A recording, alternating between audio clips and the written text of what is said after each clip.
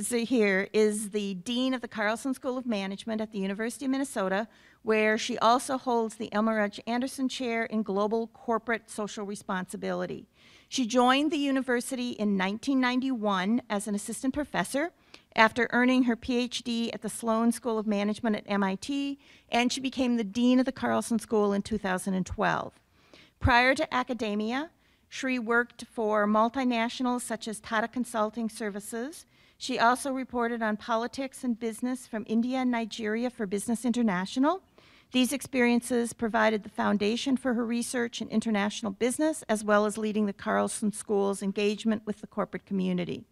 She serves on the boards of Destination Medical Center Economic Development Agency in Rochester, Minnesota, and the Guthrie Theater in Minneapolis. In 2013, the Minneapolis-St. Paul Business Journal honored her professional achievements, leadership qualities, and contributions to the broad Twin Cities community with its Women in Business Award. She earned a Bachelor of Science degree in physics from the Women's Christian College, Madras University, and was awarded her MBA from the Indian Institute of Management in, and I totally don't know how to pronounce this, Ahmedabad. So please welcome Shri.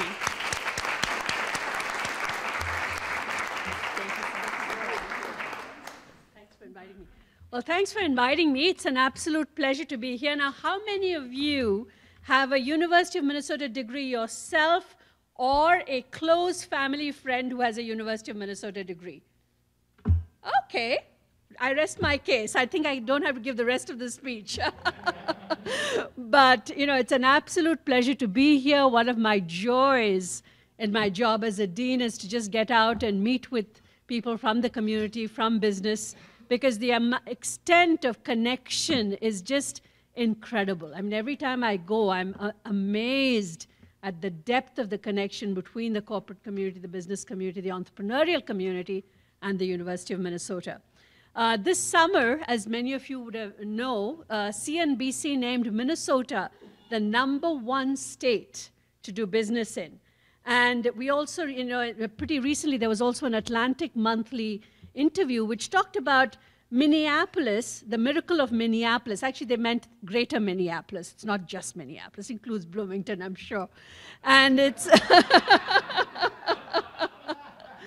But really talked about how is it that these cities have been the home of so many great companies that have grown up in this city, that have actually been established here and have grown to become Fortune 500 companies right here in this environment. And, you know, one thing that doesn't get mentioned as much is the fact that we actually also have one of the very best academic environments in the country, if not the world. For example, the 2015, every year there's something called the Academic Ranking of World Universities, which is put out, which does an evaluation of the quality of faculty in different universities around the world. And here we have the University of Minnesota is ranked number 11 in business and economics, second only to Berkeley among the public universities, and ahead of schools like the London School of Economics, Yale University, and the University of Michigan. That one I'm particularly proud of. But you know, it's a little known fact. And this is not the only ranking, by the way. There's another ranking which is put out by the University of Texas, Dallas, which only looks at business schools. And there again, we're ranked some 17th in the world. Then US News, for the first time, did a ranking, the UT did a ranking of global business schools, global business and economics programs. And again, in their first ever ranking of best global universities for economics and business, we, the University of Minnesota, at the Carlson School of Management, ranked 18th in the world. So this is just sort of an incredible set of facts. You can add to that any number of things. I mean, our part-time MBA program is ranked 10th in the nation. Our undergraduate program is ranked 15th in the nation. I mean, a little known, the undergrad program is such a little jewel in our crown. It's, and we are so delighted to get some great students from Normandale joining us in the undergraduate program as they transfer in as well. But it's the best of the best, and you know that, who manage to, who make that transition. But it's, in our undergrad program, we had, this year, in 2015, we placed 97.9% of our undergraduate class was placed within 90 days of graduation. Again, this is a great testament to the connection that the business community has with the University of Minnesota, the kind of talent we're able to provide with them and the kind of help they're able to give us. So, I mean, I don't know what happened to that 0.1. I think it was, one student who was late in his application or something like that. But 97.9, which is almost 98% of our students placed within 90 days of graduation.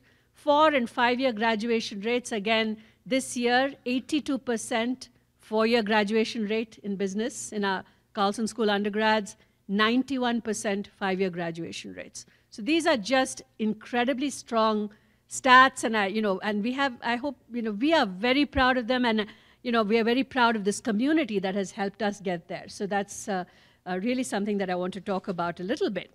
If we just went through a list of all the, the Fortune 500s, the big privates like Carlson and Cargill and so on, and the kind of the strength of the relationship we have with them, one of the things I've been doing is I take with me a little one-page summary of everything we do with companies in town. When I go to meet somebody from their C-suite, I try and meet with the CEOs, and I take this one little page, and it says education. It's my 3 E's. Someday it'll be as famous as the 4 P's or 5 P's, but it's my 3 E's.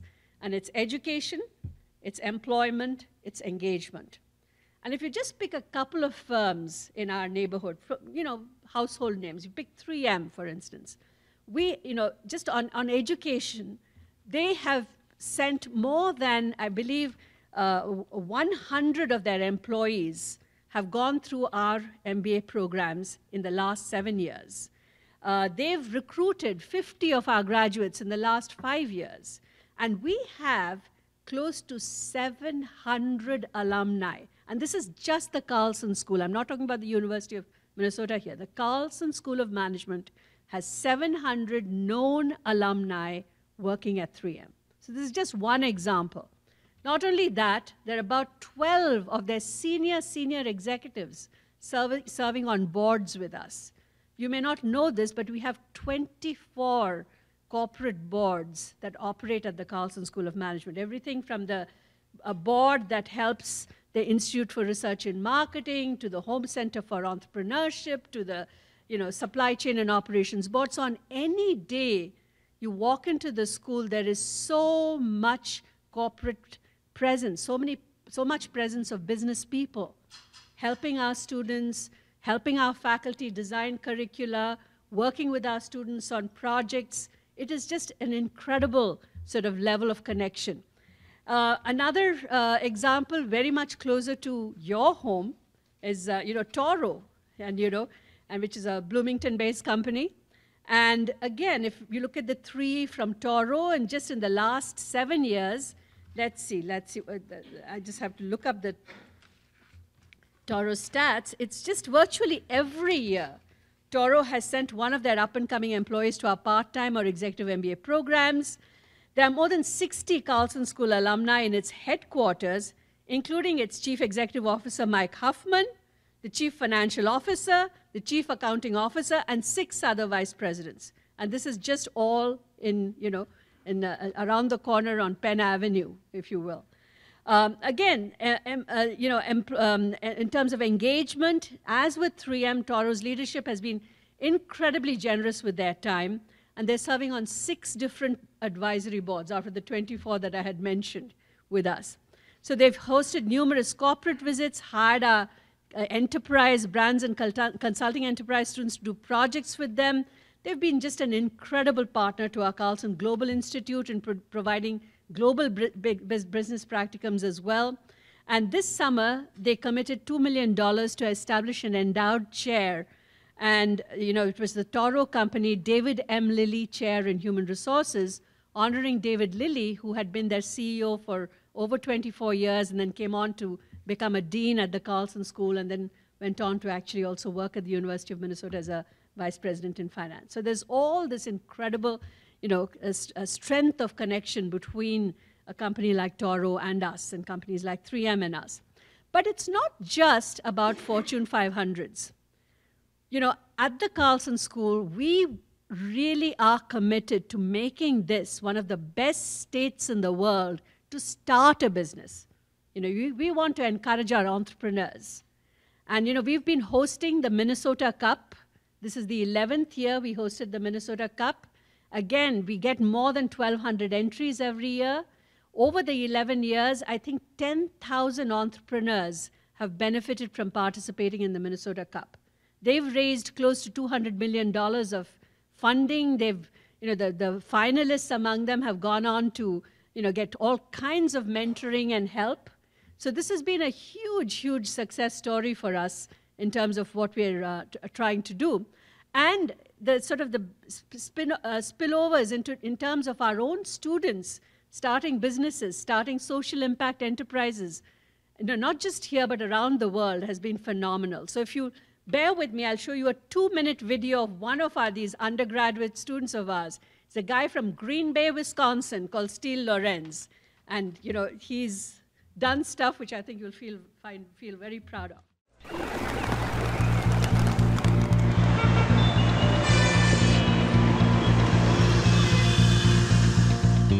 Of the many global challenges that are facing our generation, water scarcity, water security is one of the most pressing.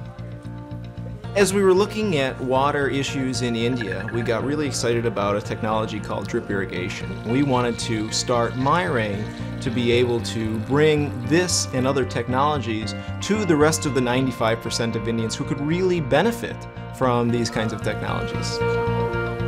Anything that we can do to help use less water in the field is incredibly valuable. And if it comes with benefits like increases in yields, it's really, really exciting for the small plot farmers.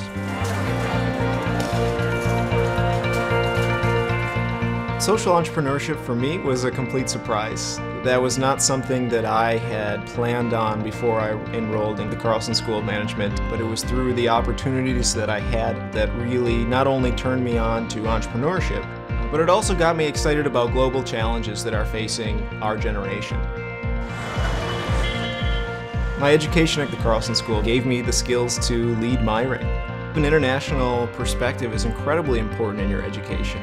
The fact is that we are an increasingly global society, and Carlson, I believe, gives you the tools and the education to be competitive. One of the most valuable things I took away from Carlson was being asked the question, what are your dreams? What do you want to do? What is the impact that you want your life to have? Through my entrepreneurial program, my professors were challenging me with that question and with other questions that really pushed me to start my social venture. Let yourself be inspired by what you learn at Carlson. It will change your life. My name is Steele Lorenz, and I'm a graduate of the Carlson School of Management. This guy, he's located his business in a town not far from where I grew up. Madurai, India is a little town near Madras. He had no connections with India, nothing, but we sent him on a, he participated in our international experiences. He took part in our Entrepreneurship in Action course. He participated in Akara Challenge, the various things that we do for our entrepreneurship students, and got totally inspired to, to go ahead and do this. Since this video, he has received a $500,000 USAID grant to further his efforts. Not only is now he's becoming the B2B source for all sort of farmers in South India. It turns out that the B2B space there was, was really not well served. So he's becoming the Amazon for farming equipment in South India, which is quite incredible. He's selling other people's things too, also through his website. And he is, when I had introduced him to Mike Hoffman, the CEO of Toro right here in Bloomington, and I said, Mike, you are doing drip irrigation as well. Why don't you mentor Steele? Give him some advice. So Steele went and met him, and after the meeting, I happened to meet Mike Hoffman in the corridor, and I said, Mike, how did that meeting go? And he said, yeah, Steele, yes, you sent him to me, and and you know, and you sent him to me for me to mentor him. But you know what? He's my competition. You know? So that's what, you know, we love to hear that. Anyway, so it's just, you know, we've just got such strong relationship with the community, and thank you. I know many of you are, you know, deeply involved with educational institutions, with higher education in the state, you know, and with the university as well as with the Carlson School. And so thank you for all that you do for us as well. And I can see old friends in the audience who are, you know, frequently at the Carlson School. So I would just thank you again for your presence and for everything that you do for us. But at this point, I think we still have a few minutes for questions. I'm open to pretty much answering anything you want to ask me, except why we aren't doing so well in football. There is a similar effort in the mechanical engineering department at the U of M regarding this drip irrigation. And do you get him involved with them too? Oh yes. In fact, it's not Engineers Without Borders, but this program called the Akara Challenge, which was started by somebody from the Institute of the Natural Environment, Engineering School, and the Carlson School. It's a joint program of the three. So that's what actually spurred Steele's investment in this particular program. So there are many such cross-disciplinary programs. That's one of the big advantages of being in a university like the U, where we can have things going on in the medical school. We have another wonderful program. This is at the graduate level. It's called the Medical Industry Leadership Institute, and it has every year it runs something called a valuation lab. And what our students do, and it's students not just from Carlson, but again we have students from law school, public policy, medical school, coming together in teams and helping inventors at the university get a quick read on what's the market for their invention. Is it worth patenting? Are there other patents in that space already in existence? Turns out that inventors are great at inventing, but terrible at business most of the time. So we just kind of help them at least give them a quick early read on what's the likely market for this? Is this worth pursuing? Is there a is this really scalable? Things like that. Those kinds of questions. Yeah? How many students are involved in the Carlson School at any given point in time? We have a total of 4,800 students, maybe 4,900 this year. We just crossed 2,500 in total undergraduates. So it's about half undergraduate, half graduate. So we just got to 2,504, I heard today. This year's entry class. So it's about half. Yes? I'm interested in the engagement E of your mission. Yes. And what do you see looking forward, the sorts of things that you would like to start doing in engagement? Great question. It's, we, frankly, I think we are the leading business school in corporate engagement even as we speak, because there really aren't many business schools who are blessed with the kind of corporate and business community that we are in. That's for one thing. For another, there is, you look at anybody, you look at any of our sort of competitors. Where's Wisconsin? It's in Madison. It's, Illinois, Urbana-Champaign. I mean, these are not exactly hotbeds of, corporate involvement. So we just have an extraordinarily strong position in that community.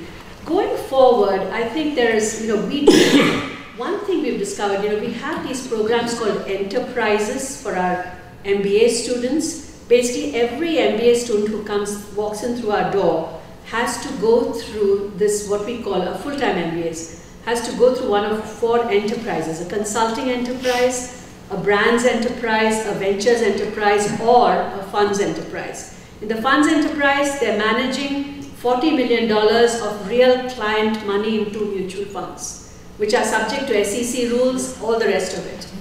They actually have to run those funds, and if they pick a stock which goes down tanks, they have to pick up the phone and talk to Andy Cesare at US Bank and tell him that, sorry, I know you invested your money, but it's not doing so well. So it's, it's a great experience.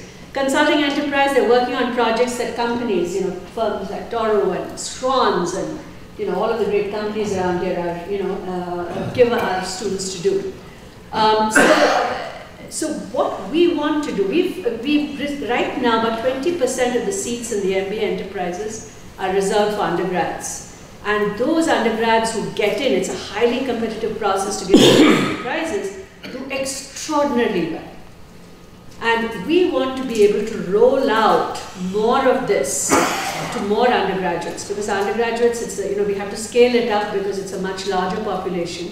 And it's a very intense hand-holding experience, because every enterprise has got both a professional director and a faculty director, and we hire additional associate directors to help with the student project. So it's a, you know, there's, so companies are charged a small amount of money. For that, they're getting quality which often rivals what a McKinsey or a Bain can provide, because our professional director for consulting enterprises is a former McKinsey manager. Our professional director of the brands enterprise is a former, used to work in advertising. So, you know, there are folks who really have come from industry, they really know how it's done, and they're training our students while they're also getting an education from their faculty. So it's a very rich experience, and we want to roll out more of these kinds of experiential programming, this kind of experiential programming for our students. Because frankly, you know, education is not about just, you know, people learning a bunch of formulas and facts anymore. You can look up Wikipedia and get that in 2 minutes. You know, you want the formula for net present value, why are you bothering with an education?